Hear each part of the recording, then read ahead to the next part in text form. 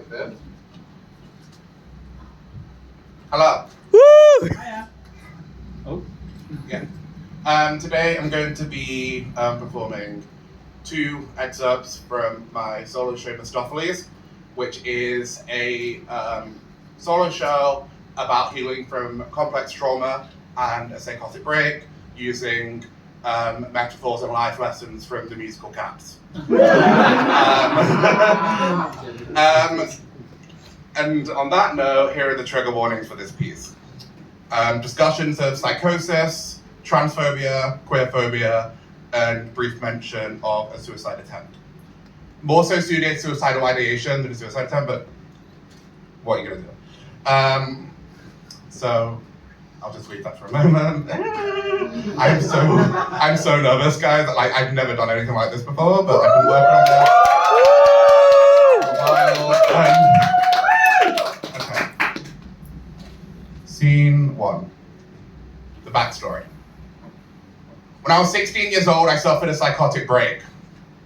I had a delusion my family were going to kill me. From my stepfather to my then 8-year-old brother. I thought I was going to die. One day in December, this escalated to the point where I had barricaded myself in my bedroom and had rung the police. When they arrived, I was arrested, as all of the glass in my room had been smashed.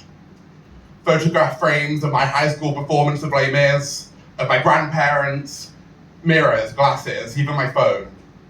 I thought it was self-defense, my only way of acquiring a weapon, and when the police came, I was about to turn them on myself. I was arrested and handcuffed. At the police station, I sat in a bowl, I wrote poetry, I read a magazine that was about a decade old and weirdly sticky. I had the worst cup of tea in my life. They took my mugshot and fingerprints. They interviewed me. I was scared. I didn't understand what was happening or what I was being accused of. I was later find out that it was a fray, and I still don't think that makes sense, but I think the police had gotten sick of dealing with me by this point. After over 24 hours in this strange, timeless purgatory, I got out, and I found out that I was no longer going home, and instead being pushed into the care system.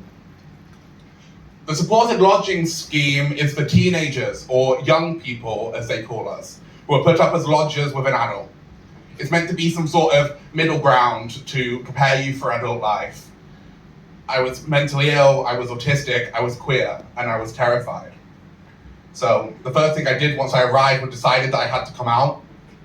Something I hadn't done before, but I was determined to build a new life for myself, to reach into myself and pull out whatever creature was lurking within. I changed my name. I began to correct people on my pronouns, my psychosis began to die down, and I was building myself up to face the world again. The cinema sounded like the easiest place to start. After all, it's just sitting in a room for a few hours, minimal social interaction, escapism, and all the good stuff. And Cats had just been released. Let me get one thing straight, I knew it was meant to be bad, but I love Cats. I always loved Cats, the musical, especially. Cats is often a touring production, so it was one of the first experiences of big budget theatre I ever got. The fact that it was a sung-through musical amazed me, let alone the way the cavity would swing down from the box onto the stage. It was wonderful. I quickly found my way to the original movie. I watched bootlegs, studied the original cast, the London, the Broadway, the Japanese, the German, all the subtle differences between each character's makeup, the costumes. My favourite production of Cats the Musical are the Polish ones. In 2004, Koty performed in Warsaw. They made their own costumes and dared to do different with the original traditional makeup associated with the show. It was set in an old film studio, and the images were gorgeous. The man who played the Rum Tum Tugger in that performance then debuted a new interpretation in 2022. The makeup had pinks and blues in it, and it looked super industrial, so if you're paying attention, you might notice I actually prefer the production of the Cats that are a little different to the norm. Needless to say, I'd gone in thinking there might be something salvageable, and there was, but not what I expected. This is what I learned. Scene 2. The naming of Cats. For the uninitiated, before we get into the song and dance of Mr. MISTOFFELEES and Skimbleshanks and all of that incredible stuff, there's an often overlooked number called The Naming of Cats. It's just a choral poem recited, but it's so trans. I'm sorry, it's so trans. So I'd like to break this down for you really quickly. The naming of cats is a difficult matter. It isn't just one of your holiday games. You may think that I'm as mad as a hatter when I tell you a cat must have 3 different names. I went through 5 names before I chose Finch. I also went through 3 drag names. It's a nightmare talking to my friends sometimes because I don't know which name to use. Some of my former names include Toffee, Artie, Robin, Starling, Wren. I was very set on the bird thing after a while. But first of all, there's a cat the family use daily, such as Peter or Augustus, Alonzo or James, such as Victor or Jonathan, George or Bill Bailey. All of them sensible, everyday names. If you've ever been trans, you know that often this name is not the one you know for yourself. My dead name is such a different person to me. That weird, awkward man that those that think they know me think that they see, but they don't exist. They're a ghost, a spectre. I don't see you as them, you know, my friend told me once. You just Finch to me. It's strange.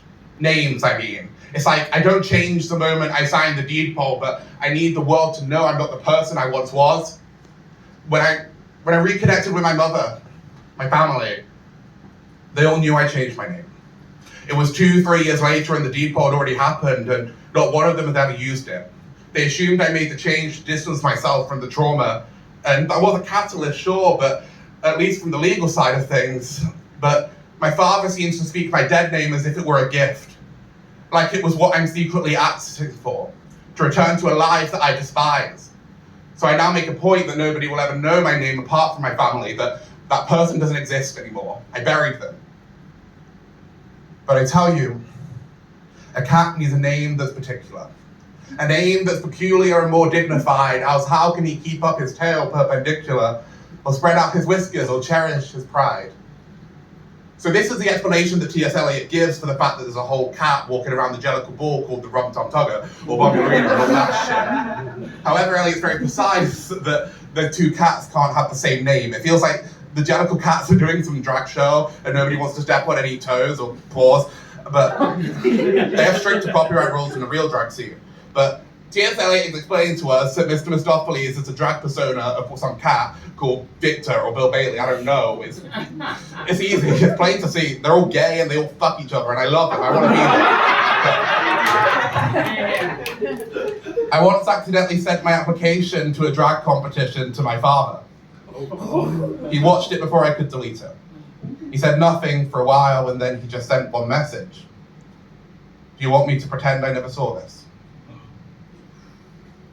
But above and beyond, there's still one name left over, and that is the name that you never will guess.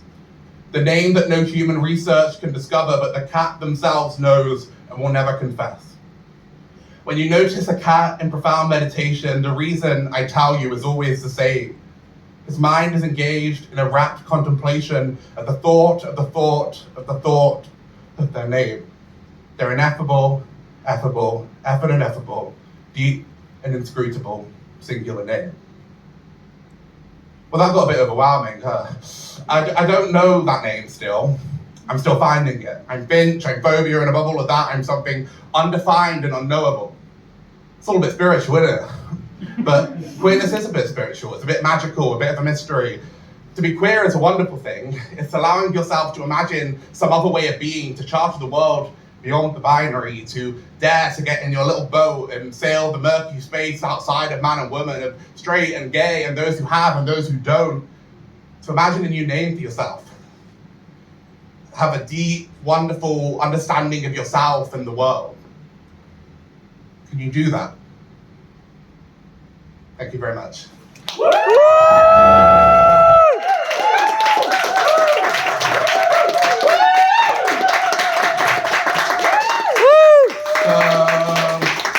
So I believe next is Seth Douglas.